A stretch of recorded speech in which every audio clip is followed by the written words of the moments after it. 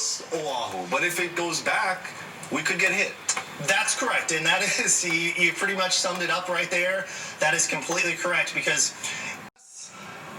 possibly. Yeah, possibly. It's not out of the question. So we'd still see rain, we'd still see wind, but is there a scenario where the 60-mile-per-hour winds miss us?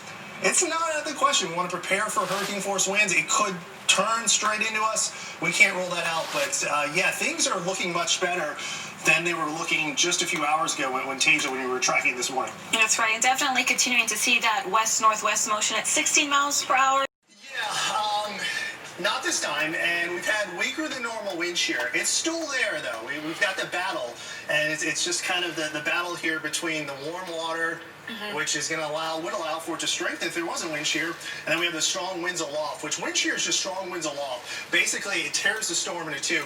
We're actually seeing some of the results of that. If you bring back these graphics, you can see that the center of circulation with the storm is actually on the south end of what it looks like the center. So the center, if you were looking at this, you would say, hey, this is the center, but the hurricane center is plotting it on the south end. And the reason for that is our radar does not see what's happening on the ground. It sees what's happening a few thousand feet up. And when you start to go a few thousand feet up, if I connect these two, if you can imagine this, like this is a big cylinder, the top of the storm is further north than the bottom of the storm. This is what we would call an unhealthy storm now.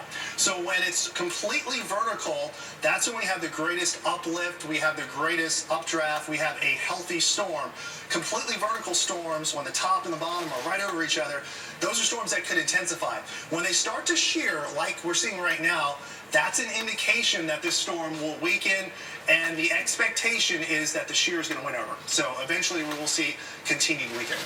I have a question about the timing. We're in the end of July right now. Is this time of the month kind of an uncommon time to see a hurricane passing by us? No, it's not. I wouldn't say it was necessarily uncommon. We usually, July, August, September, that's kind of when we start to get things going.